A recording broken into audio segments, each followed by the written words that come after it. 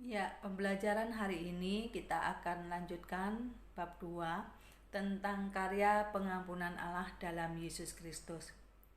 Sejak manusia jatuh dalam dosa, Allah sesungguhnya telah merencanakan penyelamatan bagi umat manusia. Hal itu terbukti tentang peristiwa air bah. Bagaimana kejahatan manusia sangat menyakitkan hati Allah. Namun tetap mengampuni dan menyelamatkan manusia yang hidup benar di hadapannya, seperti halnya Nuh dan keluarganya. Karena ketaatannya, karena hormatnya kepada Tuhan, maka Nuh dan seluruh keluarganya mendapatkan yang namanya keselamatan.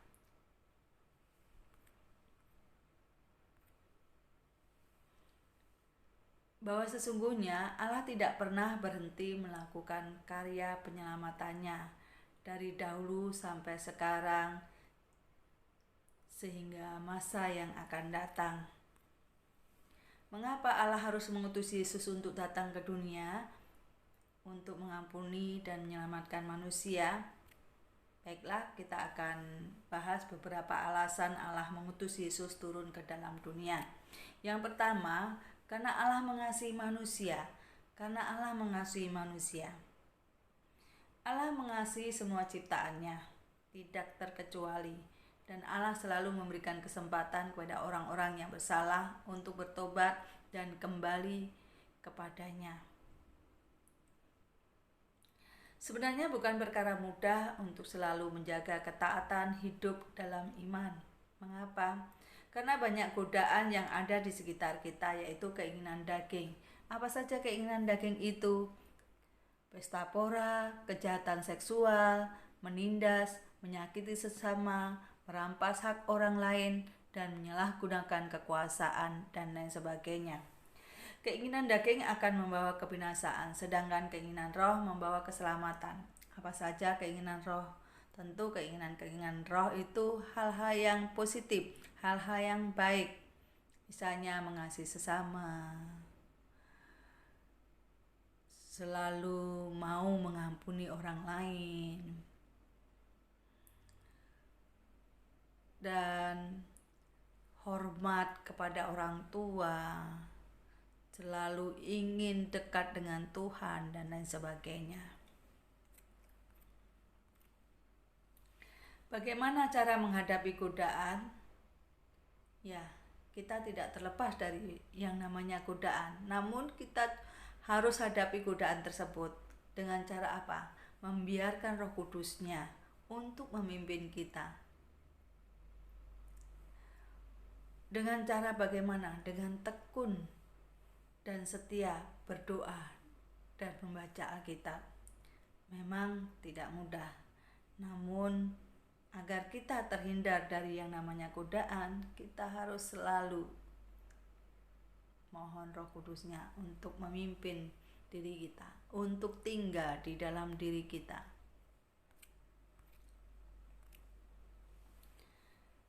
Hal yang kedua,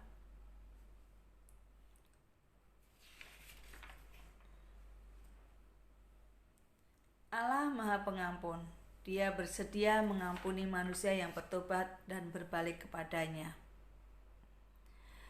Ketika Yesus ditanya berapa kali sama Petrus harus mengampuni orang yang bersalah, Tuhan Yesus menjawab 70 kali 7 kali. Artinya di dalam mengampuni tidak terbatas, selamanya.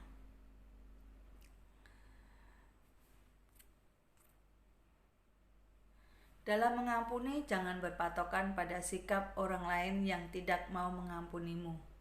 Kenapa?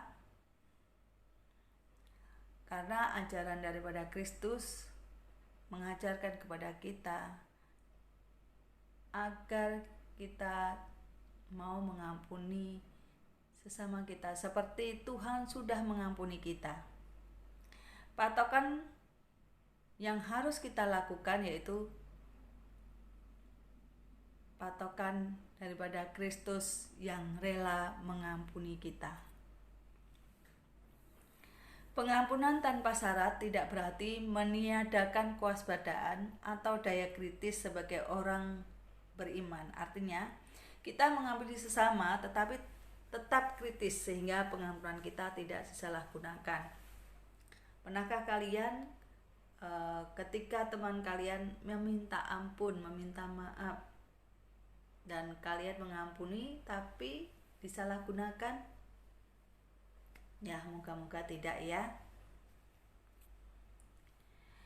Misal contoh, Yusuf menguji saudara-saudaranya untuk memastikan apakah mereka telah berubah.